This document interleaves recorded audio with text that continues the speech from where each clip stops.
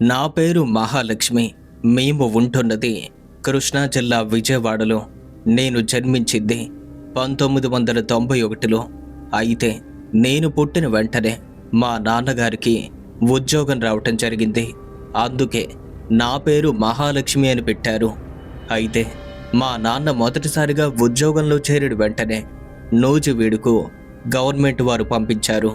మా అమ్మ చూస్తే బాలింత, కానీ తప్పనిసరి పరిస్థితుల్లో మేము విజయవాడ నుండి నూజివీడుకు షిఫ్ట్ అవ్వాల్సి వచ్చింది.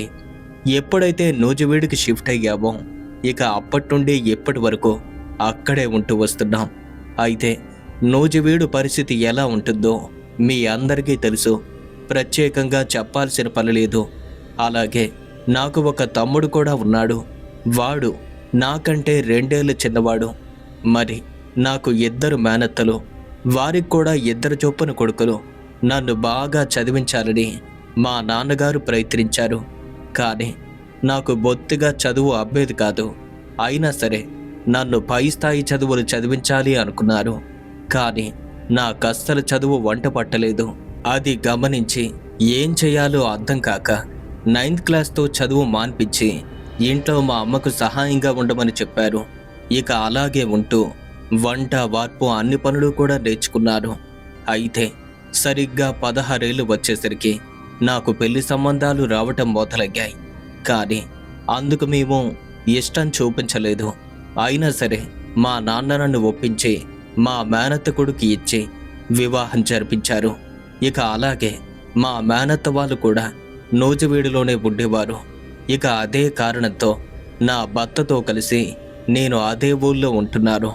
ప్రతి ఒక్క కష్టానికి సుఖానికి అన్నింటికీ మా అమ్మ నాన్నలు నాకు తోడుగా ఉంటున్నారు. ఇక మా వారి గురించి అయితే ఇంకా చెప్పాల్సిన పనే లేదు. వారు చాలా మంచివాళ్ళు.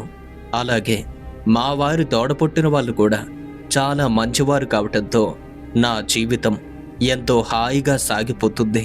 కానీ పెళ్ళై 10 ఏళ్ళు దాటినా సరే నాకు సంతానం లేదు. పెళ్ళైన 8 నెలలకే నేను గర్భం దాల్చాను. కానీ అది కూడా నిలవకుండా పోయింది. కారణమేంటో తెలీదు. ఎంతోమంది డాక్టర్లను కూడా కలిసాం. కానీ నాకు ఎటువంటి ప్రాబ్లం లేదని, అసలు ఇలా ఎందుకు జరుగుతుందో తెలియదని చెప్పారు. ఇక ఎక్కడికి వెళ్ళినా సరే ప్రతి ఒక్కరూ ఇదే మాట చెప్తూ ఉంటే అసలు కారణమేంటో తెలియక నానా ఇబ్బందులు పడుతున్న రోజులవి. చివరికి ఒకరోజు నూజివీడులో మా వీధికి దగ్గరలో ఉన్నటువంటి శివాలయానికి వెళ్ళటం జరిగింది. ఇక అక్కడికి వెళ్ళి అభిషేకం చేస్తున్న సమయంలో మా వీధి చివల్లో నాకు బాగా పరిచయం ఉన్నటువంటి ఒక ఆమె అక్కడికి రావటం జరిగింది. ఇక 2 పేరున అభిషేకం చేయటం పూర్తి కాగానే ఒకచోట కూర్చొని ప్రసాదం తింటున్న వేళ, మహాలక్ష్మి, నీకింకా సంతాన యోగం లేదా అని అడిగింది. అందుకు నేను, సంతానం కోసం ఎన్నో ప్రయత్నాలు చేస్తున్నాం, కానీ ఎప్పటికీ కలగటం లేదు. ఎన్నో గుడులు గోపురాలు తిరగటమే కాదు, ఎంతోమంది వైద్యులు కూడా కలుస్తున్నాం. అయినా సరే ఎప్పటికీ ఆ భగవంతుడు మాపై కరుణ చూపలేదు. ఇవన్నీ సరేనమ్మా, ఏదైనా గాలి ప్రభావం ఏమైనా ఉందేమో, ఒక్కసారి దాని గురించి కూడా ఆలోచించావా అని చెప్పగా, నాకు దేవుళ్ళన్నా దెయ్యాలన్నా బాగా నమ్మకం ఉండేది. ఇక అదే కారణంతో తాను అలా చెప్పగానే, నిజంగానే గాలి ప్రభావం వల్ల ఇలా కూడా జరుగుతుందా అని అడిగాను. ఎందుకలా అనుకుంటున్నావు? తప్పకుండా ఉంటుంది. అయినా మీ ఇంట్లోనే అలాంటి ప్రభావం ఉంది కదా, నీకు ఆ విషయం తెలీదా అని టక్కున నోరు జారింది. అది వినగానే, నువ్వేం మాట్లాడుతున్నావు, మా ఇంట్లో ఉండటమేంటి అని అడగ్గా, అసలు విషయం నోరు జారింది అన్న మాటే కానీ దాన్ని దాచిపెట్టుకునే ప్రయత్నం చేస్తుంటే నేను అదేంటో చెప్పమని బ్రతిమాలాను. నేను అంతలా అడిగేసరికి చివరికి అసలు విషయం చెప్పక తప్పింది కాదు. సరే చెప్తాను రా అని నన్ను వెంటనే ఆలయం వెనక్కి తీసుకువెళ్ళి అక్కడ ఎవ్వరూ లేకపోవటం చూసి, నీకు ఓ విషయం చెప్తానమ్మా, దయచేసి నేను చెప్పినట్టుగా ఎవ్వరికీ చెప్పకు అని వెంటనే ఇలా చెప్పడం మొదలుపెట్టింది. అసలు మీ అత్తగారి మీద మీ అభిప్రాయం ఏంటి అని అనగా, తాను చాలా మంచవిడ, నన్ను బాగానే చూసుకుంటుంది అని చెప్పాను. అది విన్నటువంటి తాను, పిచ్చిదారా, నువ్వు అలా అనుకుంటున్నావా? నిజానికి నీకు పిల్లలు పుట్టకపోవటానికి కారణమే మీ అత్త అనిపిస్తుంది అని చెప్పేసరికి, ఏం మాట్లాడుతున్నారు? నాకు పిల్లలు పుట్టకపోవటానికి అలాగే మా అత్తకి సంబంధం ఏంటి? అయినా మీరేం చెప్పాలనుకుంటున్నారో నాకు కూడా అర్థం కావటం లేదు అనగా, అంటే అసలు విషయం నీకు ఇంకా తెలియదన్నమాట. ఇంకా ఆలస్యం చేస్తే ఎవరైనా వచ్చేస్తారేమో అన్న భయంతో. మీ అత్త మంచిది కాదబ్బా, తనకి చాలా క్షుద్ర విద్యలు తెలుసు. ఇలాంటి విషయాల్లో మీ అత్త చాలా ప్రమాదకరం, తను ఏమైనా చేస్తుంది అనేసరికి ఆ మాట విన్న మరుక్షణమే ఒక్కసారిగా నా గుండె ఆగినంత పనైంది. అసలు నువ్వేం మాట్లాడుతున్నావు? మా అత్త గురించి నీకేం తెలుసు అని తనతో మాట్లాడగా, నీకు తెలిసింది అంతే, తాను చాలా ప్రమాదకరమైన వ్యక్తి. తన వల్ల ఇప్పటికే ఊళ్ళో చాలామంది చనిపోయారు. ఈ విషయం మీ వారితో సహా మీ మామకు కూడా తెలుసు. కానీ ఆ విషయం బయట పెడితే వారిని ఏం చేస్తుందో అన్న భయం కారణంగా మీ అత్తమ్మని ఎదిరించలేకపోతున్నారు అని ఆ విషయం చెప్పింది. కానీ నాకు ఇంకా నమ్మబుద్ధి కాలేదు. ఆ తర్వాత కొంత సమయం పాటు మాట్లాడి ఎవరి ఇళ్లకు వారైతే వెళ్ళిపోయాం. ఇంటికి వెళ్ళాను అన్న మాటే కానీ నా మనసులో అదే భయం ఇంకా ఉంది. ఒకవేళ ఈ విషయం మా వారిని అడిగి తెలుసుకుందామంటే ఏమనుకుంటారో ఏమో, అలా దాని గురించి మనసులో ఆలోచించుకుంటూ ఆ రోజంతా గడిపేశారు. అది రాత్రి వేళ అంతా భోంచేశాక మేము యథావిధిగా నిద్రకు ఉపక్రమించాం. మేమిద్దరం మా రూంలో ఉన్న సమయాన నేరుగా ఆ విషయాన్ని చెప్పలేక ఇలా అన్నారు, బావా, మనకు పెళ్ళై ఇన్నేళ్ళవుతుంది, కనీసం ఇంతవరకు మనకు సంతానం లేదు. ఎక్కడికి వెళ్ళినా ఏ సమస్య లేదంటున్నారు కదా, మరి ఏ ప్రాబ్లం లేకుండా పిల్లలు పుట్టకపోవటమేంటి? డాక్టర్స్ని కలిసాం, గుడి చుట్టూ తిరుగుతున్నాం, అయినా సరే మన ప్రయత్నం ఫలించడం లేదు. ఎలాగో ఇన్ని చేశాం కదా, ఒకవేళ ఏదైనా గాలి తాలూకు ప్రభావం ఉందేమో, ఒక్కసారి ఎక్కడికైనా వెళ్ళి తెలుసుకుందామా అని అడిగాను. నేను అలా అడిగేసరికి మా బావ ఉలిక్కిపడ్డాడు. ఏమైంది నీకు? ఎప్పుడు లేంది ఇలా ఆలోచిస్తున్నావేంటి? అలాంటి అనుమానం రావడానికి అసలు కారణమేంటో చెప్పు.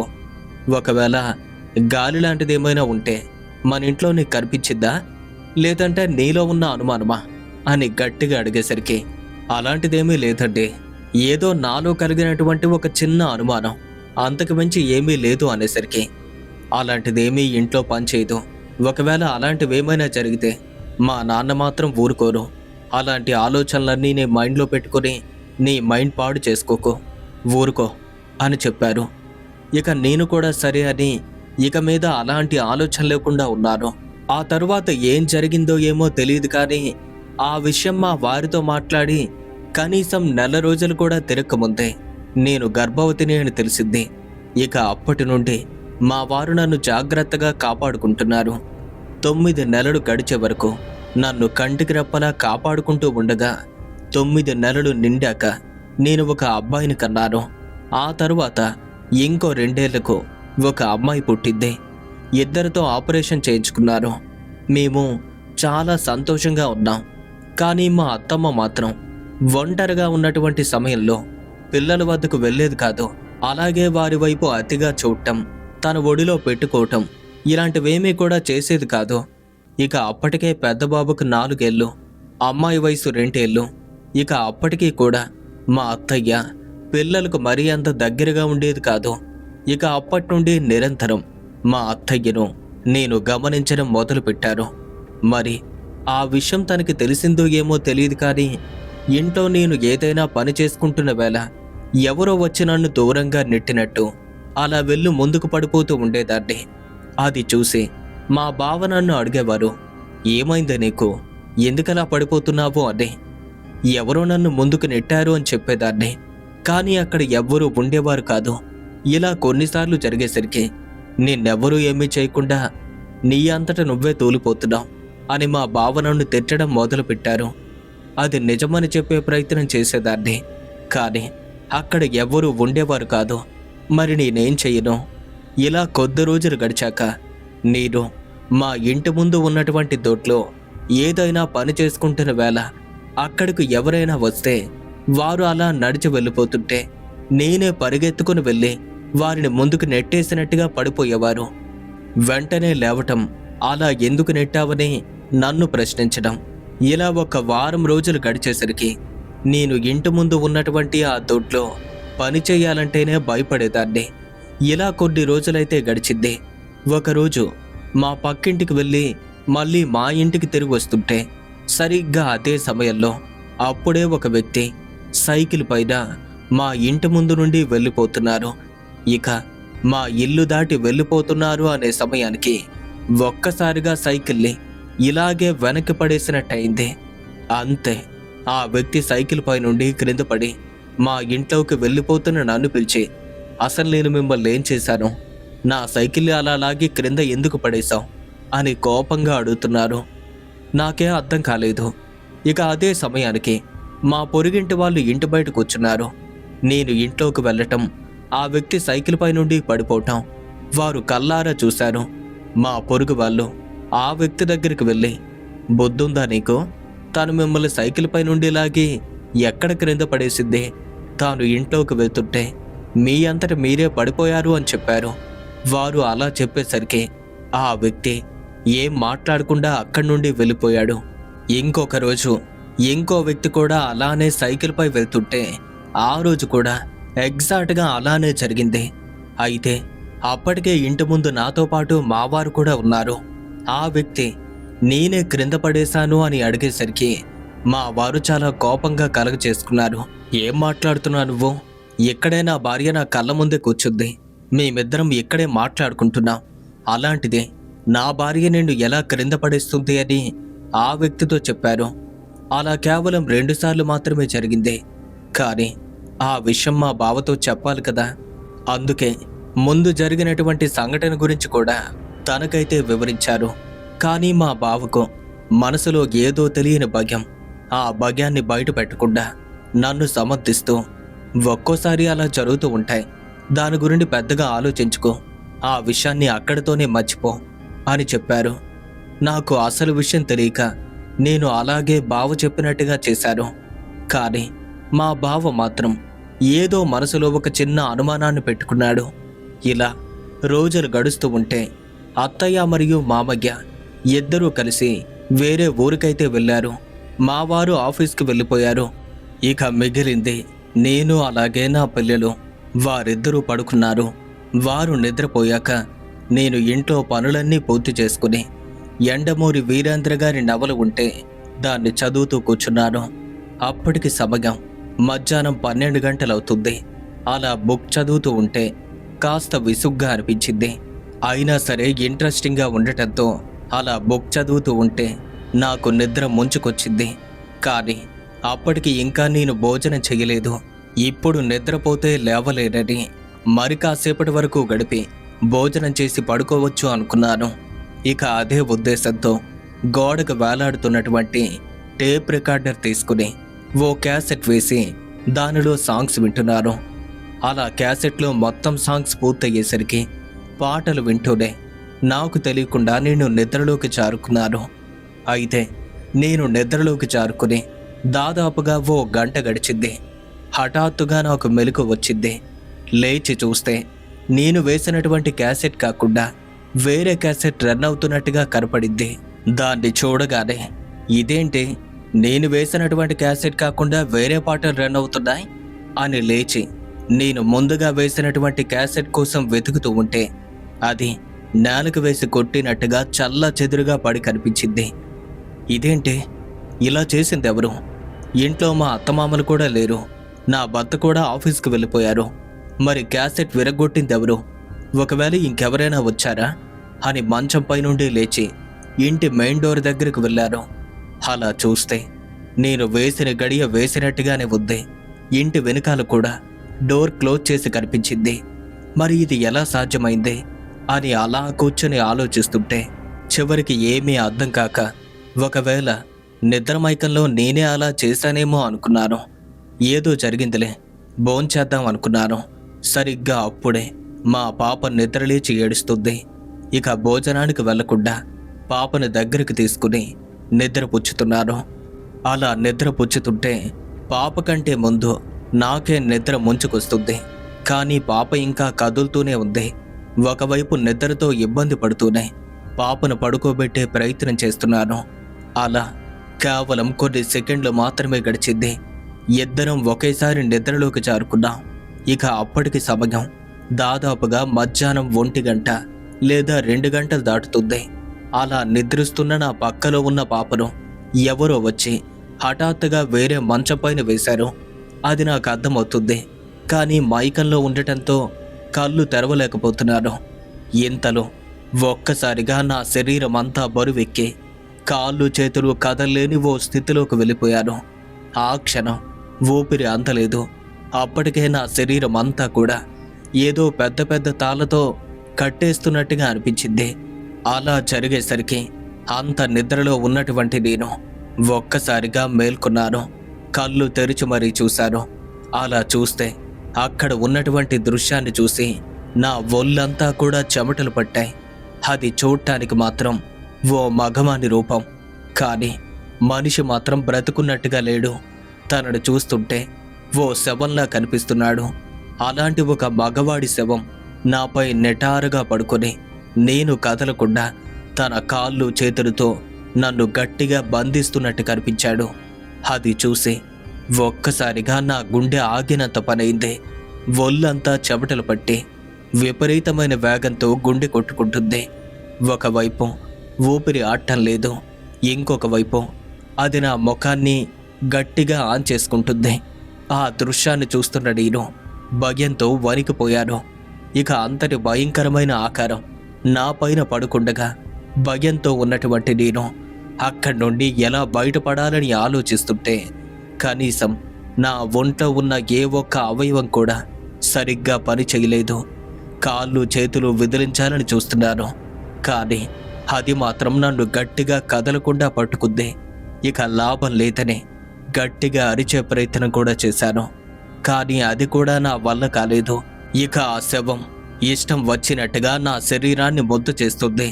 అంతటి భయంకరమైన రూపం నా ముఖానికి దాని ముఖాన్ని ఆంచి నా శరీరాన్ని ఆ విధంగా చేస్తుంటే ఒంట్లో విపరీతమైన నొప్పి. ఆ క్షణం నరకాన్ని అనుభవిస్తున్నట్టుగా అయింది. దాన్ని ఎప్పటికీ మరువలేను. అలాంటి భయంకరమైన సంఘటన స్వయంగా నేనే అనుభవిస్తుంటే ఈ క్షణం భగవంతుడు తప్ప వేరే వాళ్ళెవ్వరూ కాపాడలేరని అర్థమైంది. ఆ మరుక్షణమే నా ఇష్ట దైవాన్ని మనసులో స్మరించడం మొదలుపెట్టాను. నోరు తెరిచి మాట్లాడలేకపోతున్నాను, కానీ మనసులో మాత్రం దైవాన్ని ప్రార్థిస్తుంటే నన్ను ఆక్రమించుకున్నటువంటి ఆ రూపం యొక్క ఒక్కొక్క అవయవం నా శరీరం నుండి పక్కకు జరుగుతుంది. అయినా సరే నా శరీరం ఇంకా పనిచేయటం లేదు. ఇంకా భయంతో ఉన్నటువంటి నేను మరింతగా దైవాన్ని ప్రార్థించేసరికి ఒక్కొక్క అవయవం నా శరీరం నుండి పక్కకు జరిగి అంతవరకు నాపై పడుకున్న ఆ రూపం లేచి నిలబడింది. అంతవరకు నరకాన్ని అనుభవిస్తూ ఆ క్షణం దాని నుండి బయటపడుతుంటే మళ్ళీ పుట్టానేమో అని ఒక్క మాటలో చెప్పాలి అంటే ఇది నాకు మళ్ళీ పునర్జన్మ అనిపించింది. కానీ అది మాత్రం కేవలం 2 అడుగుల దూరంలో నిల్చుని ఇంకా నన్ను గమనిస్తూ మళ్ళీ నా పైకి రావాలని చూస్తుంటే ఒక్కసారిగా గట్టిగా అరిచి ఉలిక్కిపడి లేచాను. అంతే, నా అరుపుకు మా 2 పిల్లలు నిద్రలేచారు. చూస్తే అక్కడ ఆ రూపం కనిపించలేదు. అయితే అప్పుడు నాకు అసలు విషయం అర్థమైంది. ఇదంతా కూడా పీడకల అని. అయితే అంతవరకు కలగన్నాను అన్న మాటే కానీ అదంతా నిజంగా జరిగినట్టు ఉంది. ఎందుకంటే నా శరీరం యొక్క పరిస్థితి కూడా బాగా నలిగిపోయినట్టుగా ఉంది. నిద్ర లేచినటువంటి 2 పిల్లలు నన్ను చూసి భయపడుతుంటే అంతవరకు భయం గుప్పెట్లో ఉన్నటువంటి నేను ఇంకా పడుకుంటే మళ్ళీ అలాంటిదేమైనా జరుగుతుందన్న భయంతో ఒక్కసారిగా లేచి కూర్చుని పిల్లలిద్దరినీ దగ్గరికి తీసుకుని పరిగెత్తుకుని వెళ్ళి క్లోజ్ చేసి ఉన్నటువంటి డోర్స్ అన్నీ తెరిచాను. ఇక అప్పటికే అంతా నార్మల్ అయింది. కానీ ఆ తరువాత ఇదంతా కేవలం కల మాత్రమే, నేనే అనవసరంగా భయపడ్డాను అని అప్పటికప్పుడు మా బాబుకు భోజనం పెట్టి మళ్ళీ పాపను నా పక్కనే వేసుకుని నిద్రపుచ్చారు. ఇక పాప నిద్రపోయేసరికి మధ్యాహ్నం 3 గంటలు దాటిద్ది. మా అబ్బాయి ఆడుకుంటున్నాడు. నేను యథావిధిగా ఇంట్లో పనులన్నీ చేస్తున్నాను. మధ్యాహ్నం 2 గంటలకే డ్యూటీ ముగించుకుని మా బావ ఆ తర్వాత ఇంటికి వచ్చేశారు. అయితే ఆ క్షణం నా కలలో కనిపించినటువంటి ఆ సంఘటన గురించి చెప్దాము అనుకున్నారు. కానీ కేవలం కల మాత్రమే. అప్పటికే తాను ఆఫీస్ టెన్షన్తో ఉంటారు. అది గమనించి మళ్ళీ ఎప్పుడైనా చెప్తాను అనుకున్నాను. ఇక ఆ ఆలోచనను అక్కడితో విడిచిపెట్టి మామూలుగా నా పనులు నేను చేసుకుంటున్నాను. తాను మళ్ళీ సాయంత్రం 5 గంటలకు వెళ్ళి రాత్రి 8 గంటల వరకు ఉండాలి. ఈలోగా మా బావ ఇంట్లోనే ఉన్నారు కదా అని నా పనులన్నీ పూర్తి చేసుకుని పిల్లల వద్దకు వస్తుంటే సరిగ్గా అప్పటికి సమయం కావటంతో మా వారు మళ్ళీ ఆఫీస్కి వెళ్ళిపోయారు. ఇక నేను మళ్ళీ వంట పనిలో మునిగిపోయాను. రాత్రి 8 గంటలకు మా వారు రావటం, స్నానం చేసి తిరిగి వచ్చాక మేమంతా కలిసి భోంచేసి నిద్రపోయాం. ఇక అప్పుడు కూడా ఆ సంఘటన గురించి చెప్దాము అనుకున్నారు. కానీ ఎందుకో నాకైతే చెప్పాలనిపించలేదు. అంతా నిద్రపోయాం. మళ్ళీ తెల్లవారింది. ఇక నా పనుల్లో నేనైతే ఉన్నాను. ఉదయం 9 గంటలకు మా బావ డ్యూటీకి వెళ్ళబోతుంటే అత్తమామయ్యలు ఈ రోజైనా వస్తున్నారా అని అడిగారు. అందుకు మా బావ, అమ్మా నాన్న ఇప్పుడే రారనుకుంటా, ఇంకా 2 రోజులు అక్కడే ఉండాల్సి ఉంది అని సమాధానం చెప్పారు. అలా చెప్పి వెంటనే డ్యూటీకి వెళ్ళిపోయారు. మళ్ళీ యథాస్థితి ఇంటి పనులన్నీ పూర్తి చేసేసరికి 11 గంటలు దాటింది. మా బాబు ఆడుకుంటున్నాడు, పాప నిద్రపోతుంది. ఇంతలో మా ఇంటి వెనుక నివసిస్తున్నటువంటి ఒక ఆంటీ మా ఇంటికొచ్చింది. ఇక ఇద్దరం మాటల్లో పడిపోయాం. హాల్లో మాట్లాడుకుంటున్న సమయంలోనే ఇంటి వెనుక ఉన్నటువంటి ఆ చెట్ల యొక్క గాలి నన్ను తాకేసరికి మళ్ళీ కునుకు పడుతుంది.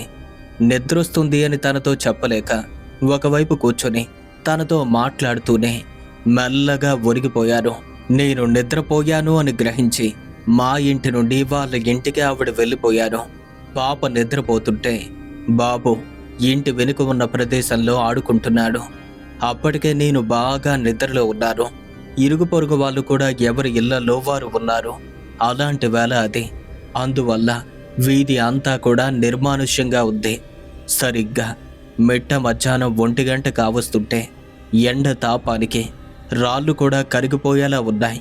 సరిగ్గా అలాంటి సమయంలోనే నా పేరుతో నన్ను ఎవరో ఇంటి బయట నుండి పిలుస్తున్నట్టు వినపడింది. అది ఒక మగవాడి గొంతు. అదే గొంతుతో, మహాలక్ష్మి ఒక్కసారి బయటకొస్తావా అన్న పిలుపు నాకు వినిపించింది. చాలాసేపట్టుండి అది అలానే వినిపిస్తుంది. కానీ నిద్రపోతున్నటువంటి నేను ఇంకా లేవలేకపోతున్నాను.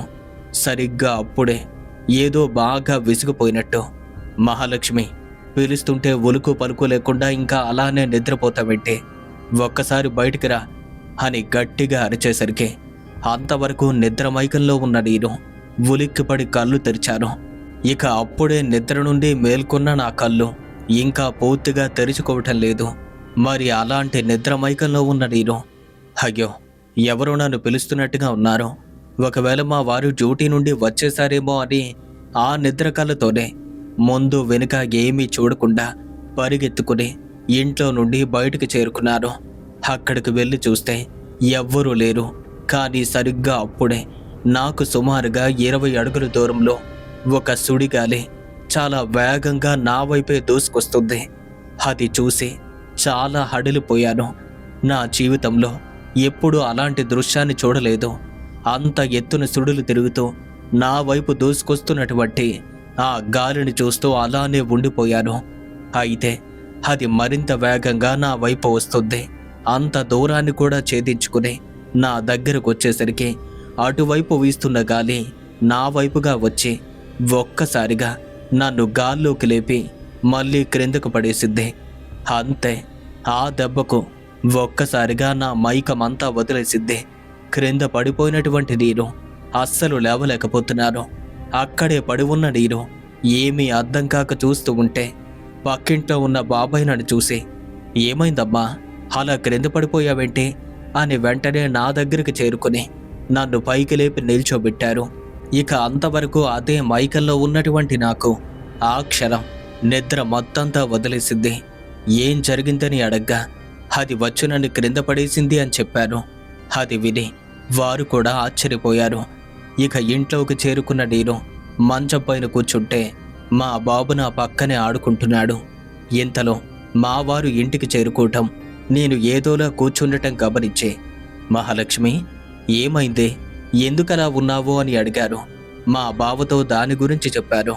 నా మాటలు విన్నటువంటి తాను, సుడిగాలి మన ఇంటి వైపు కూడా వచ్చిందా, ఇక లాభం లేదు, మా అమ్మాయినా సరే నాకెక్కువేమీ కాదు, సరే నాకు కావలసింది నువ్వు నా పిల్లలు, అలాంటి తల్లి దగ్గరుండి మిమ్మల్ని పాడు చేసుకోవటం నాకు ఇష్టం లేదు, ఏదేదో మాట్లాడుతున్నారు.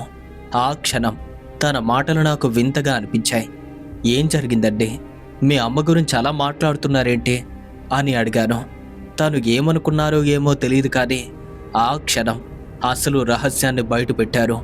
మహాలక్ష్మి, ఎన్నాళ్ళు మా అమ్మ గురించి నేను ఎప్పుడూ నీతో ఇలా చెప్పలేదు, కానీ ఇలాంటి రహస్యాన్ని ఇంకా దాచిపెట్టడం నాకు ఇష్టం లేదు. మా అమ్మ సాధారణమైన స్త్రీ కాదు, తాను ఎన్నో భయంకరమైన క్షుద్ర విద్యను నేర్చుకుంది. అదే కారణంతో మన ఇంట్లో అప్పుడప్పుడు భయంకరమైన కలలు కూడా వస్తుంటాయి. సుడిగాలు కూడా అదే కారణం. ఈ మధ్యనే ఎక్కడి నుండో ఒక మగవాడి ఆత్మను తీసుకొచ్చి మన ఇంట్లో పెట్టింది. ఆ ఆత్మ 3 రోజులుగా నాకు ప్రతి రాత్రి కలలో కనిపిస్తుంది. ఆ విషయం నీతో చెప్తే నువ్వు భయపడతావని చెప్పలేదు, నన్ను క్షమించు అనగా, బావా, అసలు విషయం నీతో నేను కూడా చెప్పకుండా దాచిపెట్టాను. వాడి ఆత్మ కేవలం నీకు మాత్రమే కాదు, నాకు కూడా కనిపించి చాలా ఇబ్బంది పెట్టింది అనగా, అవునా, అసలు నీకు అది ఏ రూపంలో కనిపించిందో చెప్పు అని అడగ్గా, నాకు ఎలా కనిపించిందో అంతా వివరంగా చెప్పాను. ఆ మాట వినగానే, అవును, నాకు కూడా అదే రూపం అలానే కనిపిస్తుంది. ఎంత జరిగా కూడా ఇక్కడే ఉండటం మంచిది కాదు, ఇలానే ఉంటే ఖచ్చితంగా మీరు నా నుండి దూరం అయిపోతారు. ఇంకా ఆలస్యం చేయటం మంచిది కాదని గ్రహించి వారు వచ్చే వరకు ఆ ఇంట్లో ఉన్నారు. ఇక ఎప్పుడైతే వాళ్ళ అమ్మగారు ఇంటికొచ్చారో తరువాత ఆమెతో గట్టిగా గొడవ పెట్టుకుని వేరే ఇల్లు ఒకటి రెంట్కి తీసుకుని ఆ ఇంటికి వెళ్ళిపోవటం జరిగింది. ఇది నా జీవితంలో జరిగినటువంటి ఓ భయంకరమైన సంఘటన. నా సొంత మేనత్త అలాంటిది అని తెలిసాక ఇంకెప్పుడు ఒంటరిగా ఆ ఇంటి వైపు కన్నెత్తి కూడా చూడలేదు. చివరికి 4 ఏళ్లు గడిచేసరికి తాను ఏదో తెలియని ఒక కారణం చేత తనకు తానుగానే చనిపోయింది. కానీ తన చావుకు కూడా అసలు కారణం తాను నేర్చుకున్న విద్యలే అని మావారు చెప్పగా ఆ విషయం నాకు తెలిసిందే. మా అత్తమ్మ చనిపోయిన తరువాత మామయ్య ఆ ఇంట్లో ఒంటరిగా ఉండటం చూసి చాలా ఇబ్బంది పడ్డారని గ్రహించి వారిని అలానే విడిచిపెట్టడం ఇష్టం లేక తిరిగి మళ్ళీ అదే ఇంటికి వెళ్ళిపోయాం. ఇక అప్పటి నుండి ఆ ఇంట్లో నాకు ఎటువంటి భయం లేకుండా పోయింది. అలాంటి సంఘటన ఇంకేది ఎదురు కాలేదు. ఇలా తన జీవితంలో జరిగినటువంటి ఈ భయంకరమైనటువంటి సంఘటన గురించి ఈరోజు వారు మనతో పాటు షేర్ చేసుకున్నారు. మరి వారికి మన ఛానల్ తరపున ప్రత్యేకంగా ధన్యవాదాలు తెలియజేసుకుంటున్నాను. అసలు ఈ స్టోరీ విన్న తర్వాత మీకు ఏమనిపించింది? మీ యొక్క అభిప్రాయాన్ని ఖచ్చితంగా క్రింద కామెంట్స్ రూపంలో రాయండి. ఒకవేళ ఇలాంటి అత్తయ్య కనుక మీకు ఉంటే అసలు మీరేం చేసేవారు? అలాగే ఈ వీడియో కనుక మీకు నచ్చినట్టయితే లైక్ చేయండి. మీ ఫ్రెండ్స్ అండ్ ఫ్యామిలీ మెంబర్స్కి ఈ వీడియోని షేర్ చేయండి. ఇలాంటి మరిన్ని హారర్ స్టోరీస్ కోసం ఇప్పుడే మన ఛానల్ను సబ్స్క్రైబ్ చేసుకోండి. ఒకవేళ మీ జీవితంలో జరిగిన భయంకరమైన అనుభవాల్ని మాతో పాటు షేర్ చేసుకోవాలి అనుకుంటే మన యొక్క ఇన్స్టాగ్రామ్కి డైరెక్ట్గా DM చేయండి.